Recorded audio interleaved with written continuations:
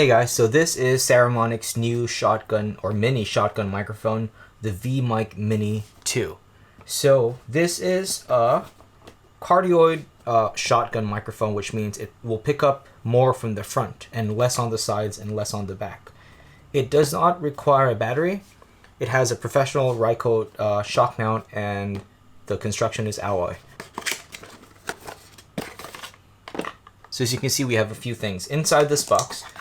We get the furry windscreen, or the dead cat. We get a TRS to TRS cable. We get a TRS to TRRS cable, which is for your phones.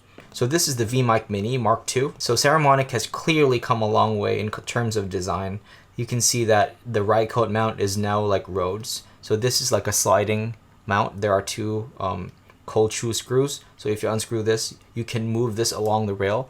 Depending on how you want the microphone, you can move it more back or more forward, and then you tighten it, and then this one just screws onto your camera.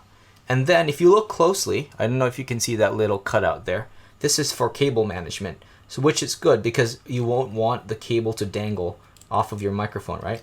So if the cable were here, all you need to do now is maybe run it through this. So now you can clip the cable like that, and it's more secure. It's not going to look ugly. You don't have to do any cable tying.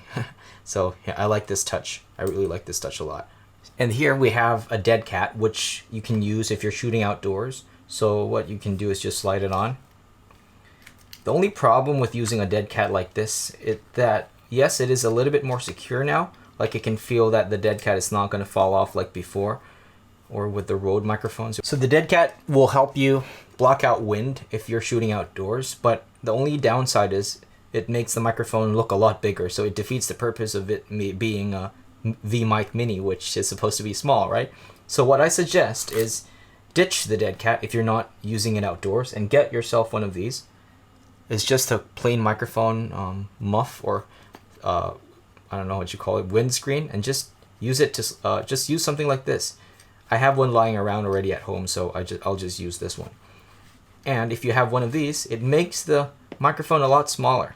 So Saramonic, if you're listening or you're watching this video, I suggest you guys just include a little microphone filter like this so that the microphone does not look so super big when you use it outdoors. It will catch so much attention when you walk around with this.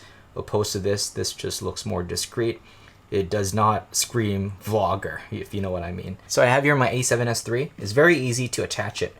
So there are two main screws here on this side, right? You can see there are two screws. One will be for the hot shoe, and then one is meant for the sliding rails. So let's pretend I'm going to attach it to this thing. So I'm going to attach it by unscrewing this to leave a gap here so I can slide it onto the camera like this. After you slide it in, you give it a little push, and now you screw this back until it's locked onto the camera. Now it's up to you whether you want it to be more forward or more back. If you want it more back, unscrew this top part and then slide it back. So if you want to be a bit more forward, unscrew it again and then push it forward and then screw it down. I really like this design a lot. It's a lot more secure than the old microphones. So to make sure that the cable is not in the way, run it underneath the microphone. Make sure you have enough length of cable and then just put it in. So the only difference between this Vmic Mini 2 and a microphone like this is that the height is just a little bit more tall. If I align it like this, you can see that there's at least an inch of more height. So yeah, that's the only drawback. You do get a taller microphone because of these two screws, or the two cold shoe attachments. But then again, as long as this microphone sounds nice, I won't even bother, or I won't even be worried about it being too big or too high. This is a sound test of the Saramonic Vmic Mini 2 with a Sony a7C. I'm using a 24mm lens. I'm about this far from the lens right now. I can touch it. And the audio settings are 7 settings from the left, and this is what the audio sounds like. The microphone is just attached on top of the camera. Yeah, so this is what the audio sounds like. Test mic 1 2 3, test mic 1 2 3.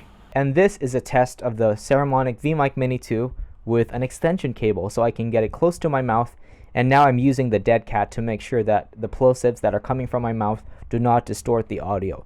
So again, this is a test for the Saramonic Vmic Mini 2 with the Sony a7C, and my settings right now is just one notch or one setting from the left. It's a very loud microphone if you use it this close, so I think it's a pretty good option if you want to do podcasting or something like this wherein you do voiceovers. So again, Vmic Mini 2 with Sony a7C, test mic 1 2 3, test mic 1 2 3. Okay, so now we are outdoors with the Saramonic Vmic Mini 2, and this is what the audio sounds like. There is a light breeze around me, so we are going to check if the dead cat can really serve its purpose of blocking out wind. So now we're going to test the off-axis rejection of the Saramonic Vmic Mini 2. Yeah, I'm just going to walk around and as I talk, and we're going to see what the audio sounds like. So now I'm walking around the microphone, same distance, about a handspan away from the microphone, and this is what the audio sounds like. Test mic 1 2 3, test mic 1 2 3. This is a test for the audio of the Vmic Mini 2. Test mic 1 2 3, test mic 1 2 3. I'm almost in front of the camera again, and this is what the audio sounds like. Again, I have the dead cat on, so I'm sure that the audio will be okay because there's a slight breeze around me, and I'm sure that if I didn't have a dead cat on, it will be distorted. So again, this is an outdoor test for the Saramonic Vmic Mini 2. Let's go back home. Hey guys, so now we're back in the studio, and I'm still using the Saramonic Vmic Mini Mark II, which is boomed just off frame above my head a few inches away. And this is my ideal use case for this kind of microphone. And let me end with this. I think the Saramonic Vmic Mini 2 has the potential to be a reputable microphone, especially in this time of age where a lot of different companies are coming out with different microphones. And I think the Saramonic is the best value for your money, because sometimes if you go the direction of Rode, it can really be pricey, and then you're not really getting good value out of your money, because sometimes it can really be expensive when it comes to these kinds of microphones. With that said, the Saramonic Vmic Mini 2 is definitely a good buy, and it's definitely good value for your money, your hard-earned money.